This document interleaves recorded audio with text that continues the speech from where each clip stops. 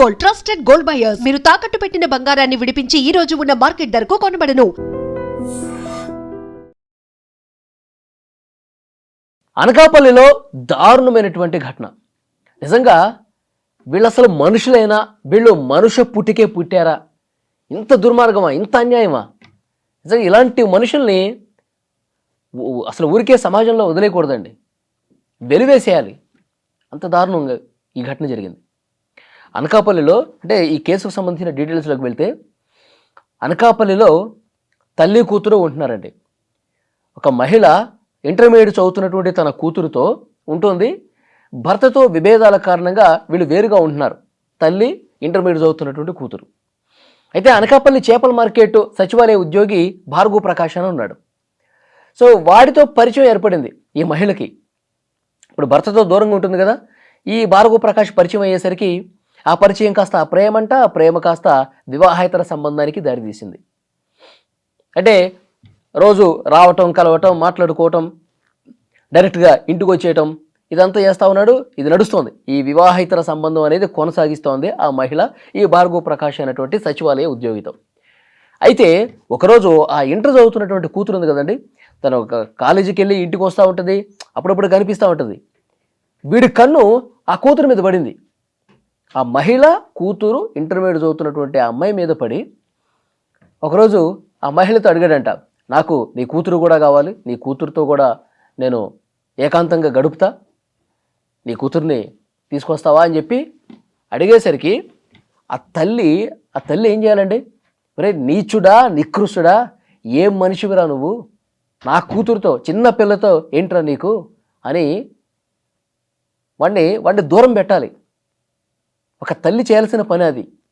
కానీ ఈ దుర్మార్గపు తల్లి ఏం చేసింది తెలుసా? ఆ కూతుర్ని కూడా వాడి దగ్గరికి తీసుకెళ్ళిందండి బలవంతంగా.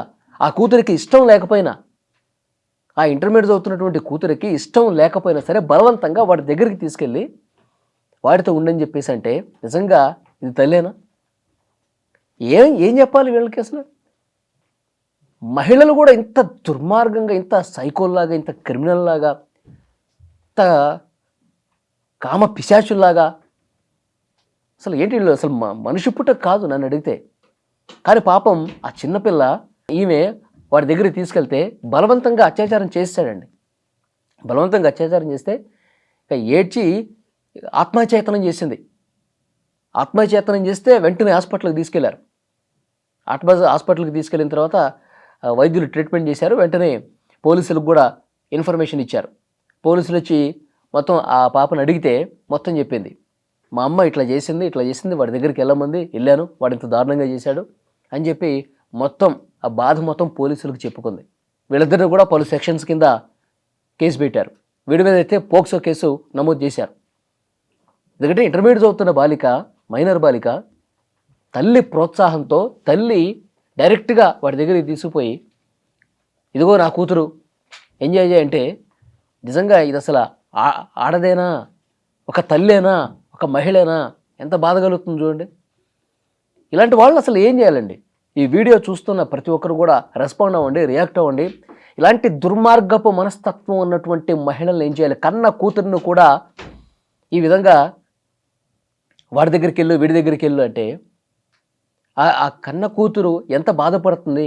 నా జీవితం ఎలాగో నాశనం అయిపోయింది, నా జీవితం భర్త వదిలేశాడు కాబట్టి నేను నాశనం అయిపోయాను, నా జీవితం పోయింది, కానీ నా కూతురు మాత్రం బాగుండాలి, నా కూతురు మాత్రం సంతోషంగా ఉండాలి, నా కూతురుకి మంచిగా చదివించాలి, నా కూతుర్ని ఒక మంచి వ్యక్తితో పెళ్లి జరిపించి దానికి ఒక జీవితం ఇవ్వాలని చెప్పి అంత ఆలోచనతో ఉండాలి. తల్లి ప్రేమ అంటే అట్లా ఉండాలి. అంతేగాని ఇది ఇంత క్రిమినల్ మైండ్ సెట్ చూడండి.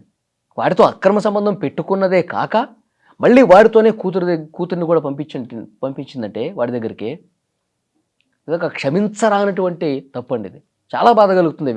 పోలీసులు కేసు నమోదు చేసి వాళ్ళిద్దరిని జైల్లో వేశారు. కానీ ఇలాంటివి కొన్ని చోట్ల జరుగుతూ ఉన్నాయి. ఇలాంటివి జరగకుండా ఉండాలంటే మహిళలను కూడా చూడకుండా చాలా దారుణంగా, కఠినంగా శిక్ష వేయాలి.